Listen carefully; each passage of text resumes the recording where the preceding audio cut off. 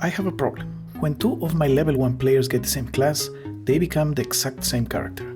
The other day we were playing Shadowdark with completely random characters, and after an hour or so of gaming, me and my friend realized that our characters, who were both rogues, were basically the exact same thing. Even if we had different stats and backgrounds, classes at this level are very focused on what they are good at, so two characters with the same class will mostly try to do the exact same actions in the same situations. In the end, we were joking that we didn't have two rogues in the party, we had one rogue that played 2 times per round, each time with a different player.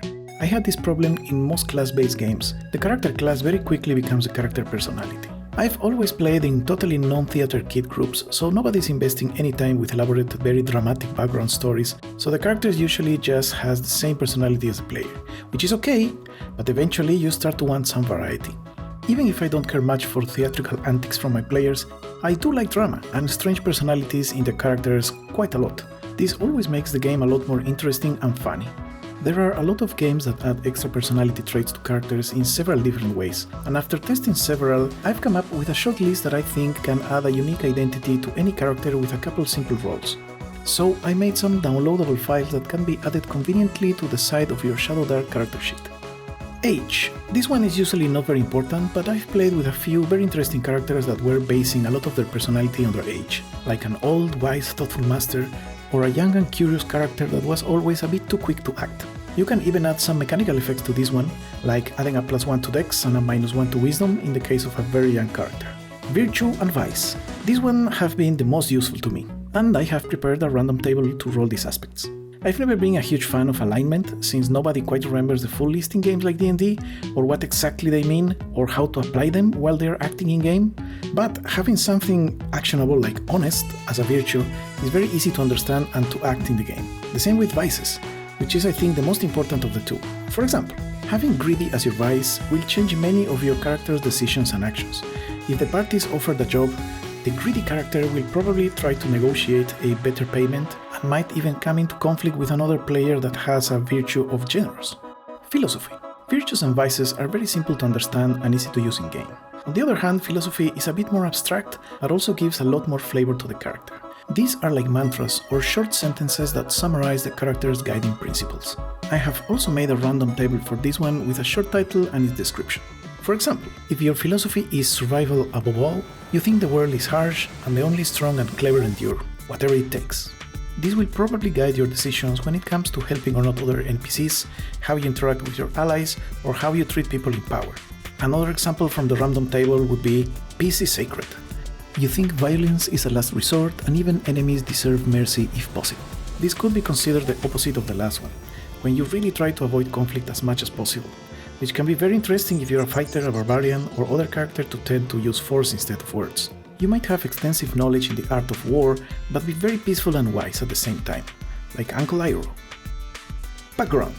This already has a lot of very nice options in the Shadowdark core book, but I started using it way before while I was playing Blades in the Dark, and I thought it was one of the most useful options to make unique characters, so I've added it anyway. In case you don't want something as specific as the Shadowdark backgrounds, you can quickly pick one from here and keep it a little bit more broad. So how do we use this? The most common problem I've had with these non-mechanical details is that since you don't really have any direct in-game effects, people usually forget about them.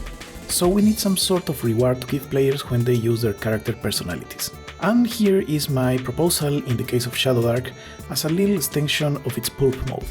The rule is simple. Whenever a character uses any of their aspects to make life more difficult for themselves or the party, or to complicate any situation, they get a luck token. Let's say the party gets a quest and is offered a good payment. Maybe the generous or the altruistic character will want to do it for free because they think they should do it for the greater good. This is obviously complicated the existence of the group since they will be losing valuable resources. Now let's say a greedy character wants to get a token. If they are dealing with the same quest as before, they might stubbornly ask for 3 times the original payment, risking the party to lose the contract or losing favor with their benefactor. This way, players get a prize, their characters actually get personalities, and the game will inevitably be more interesting with everyone looking for reasons to get into trouble. And that's it. These obviously need to be very flexible. Your group might want to use only virtues and vices and not the rest. I personally give tokens to all characters that simply use their aspects to get into trouble. But you might want to only give tokens if they are actually successful. For example, if the greedy character actually manages to get the contract with triple payment. You might also want to limit the amount of times characters can get tokens this way, or have an exact token pool for every session. There's a lot of variations depending on your group, but I can assure you, adding these aspects will usually guarantee that your party will never again have two exact clones of the same character. I'm leaving a download link in the video description. There you can get a PDF file where you can print a single page with a few aspect boxes for all your players and the random tables to roll virtues, vices and philosophies, so you can make your characters more dramatic and unique in less than a minute.